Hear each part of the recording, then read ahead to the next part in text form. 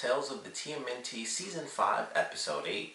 I have to actually read this because I already forgot. Osoroshi no Tabi. I could not get that for the life of me. I don't know why I could not get that one. Super far behind on this. Took me forever to finally see the last two episodes of the really awesome trilogy, basically, of the Turtles and Yojimbo coming together. And it was really good. Like, I actually ended up watching both episodes together because I was like, it's been so long. Of course, me doing this review, I didn't have the time to watch the episode and then do the review and then watch part 3. I was like, I'm just going to watch them both, and then whenever I get the chance, which I think I watched them like 2 days ago, so I was like, I just did not have the opportunity. So I was glad I watched them both together. All three have been great episodes. This is a really good one, of course. It's the middle portion of the journey, and it's the Turtles, after they, come off of, riding off a cliff, they go into this journey, and this is kind of where things start to pick up from the villains aspect, where it's like, okay, they have a sequence where the Turtles freak out, and it starts off with Leo, where he's sleeping, and then he sees the main villain, whose name I can't think of. I think it was like Ray or something simple like that. So he's out there, and then he's like, everybody, guys wake up. And so the Turtles wake up, but Yojimbo and Kintaro don't. And I just assumed that it was Leo. It ended up being a dream sequence, but it was different from what I expected. But it was like, okay, they all woke up, but I thought it was still just Leo by himself, especially with the fact that, the Turtles were like getting killed off. I was like, of course he's still dreaming and everything. But then once he gets taken down, he actually wakes up, and that's when they reveal it's like, yeah, we were all having the same dream, and every time he took us out, that's when we all woke up. So it was like, why did he do that if he's just taunting us? So it was very interesting how that kind of played out. They kind of laid, some ideas in place, like, all right, well, he's kind of just messing with them. Why would he do that? So it seemed like he was messing with them, and then it leads into some stuff in part 3. But it was really cool. They go through, each episode, I think, has like a main moment. And the first episode, I would have to say, was the ending, where they have like the really awesome horseback fight.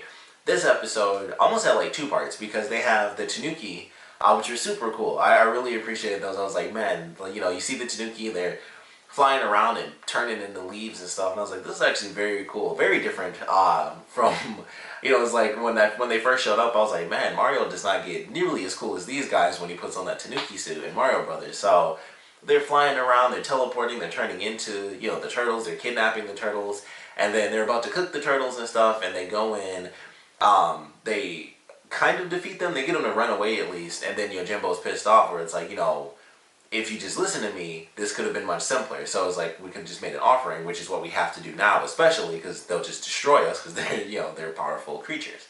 So they make a Bugs Bunny joke, because of course he eats a carrot. So he puts the carrot down. Naturally, Mikey, excuse me, just, he always has pizza on him. So toss a couple slices, and then it's like, all right, off to continue our journey. And that's when they come across this crazy giant spider trap.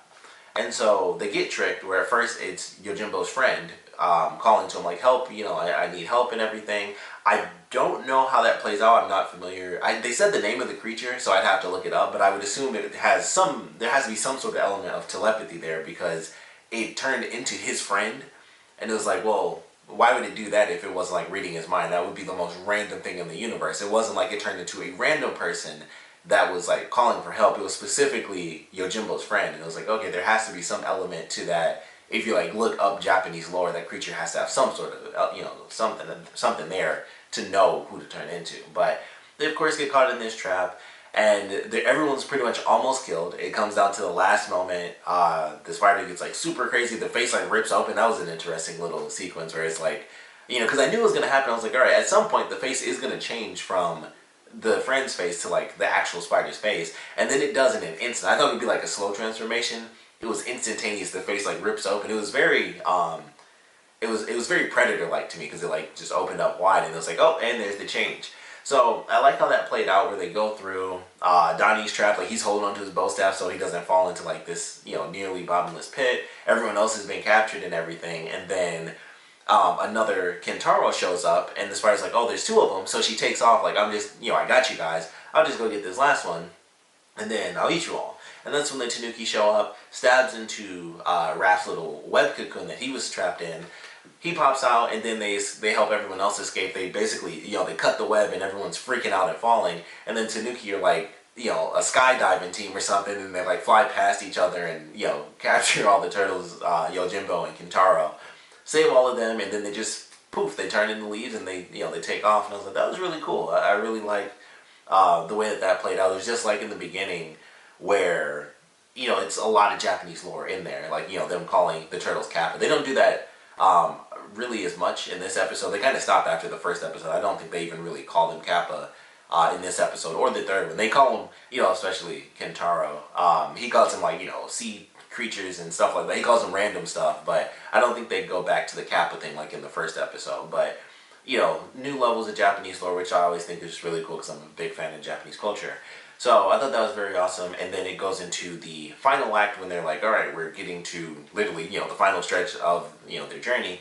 And they're going towards this mountaintop, and when it fades out, it goes back to, it's like all of them walking, and then it shows the main villain he looks almost like a puppeteer over them. So I was like, okay, that's very interesting, because him messing with the turtles in this episode seems like that, definitely has meaning for what it's going to lead into. So definitely thought it was a great second part. I think I would actually place this as probably my second favorite. I'd say actually in terms of favorite episodes out of these three, it goes in reverse order. So part 3 was my favorite part, and then part 2 was my second, and then part 1 was my least favorite. But that's just because I feel like this part and the final piece have just really great sequences that not only include, either they include like Japanese lore, or they're just really insane sequences. Especially the third episode, like that was definitely my favorite, because they had like the beginning of the episode had an amazing sequence, and then the ending is just like super epic. But I really like this, the Tanooki thing, the giant spider, and then like I said, part 1, not only seeing the turtles fight against Yojimbo in the beginning,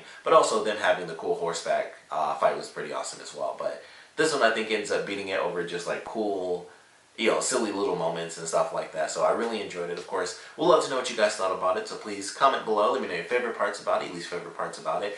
And of course, I definitely want to know, with this being the second part of, basically a trilogy. It's like, an hour and a half long movie if you want to do it that way. I would love to know how you guys feel about the journey so far, this episode and the second episode together. And obviously I'm going to do my review for the third episode, but if you want to put your thoughts of like the whole thing, just make sure you put a spoiler tag, even though this is super far behind. Anyone might come along that hasn't seen the episode yet, so just in case, even though I spoil the whole thing when I do, that's a normal review, you talk about the whole episode, but just in case, I guess put a spoiler tag just for, part 3. But definitely enjoyed this one. I'm excited to do my review because I went straight into part 3, and that was definitely my favorite one. But like I said, we'd love to know what you guys thought about this second chapter in this little trilogy of the Yojimbo Turtles crossover. And of course, just want to know what you guys thought about, the whole thing in general, if you want to kind of get into all the details. So please comment below, let me know, and thanks for watching.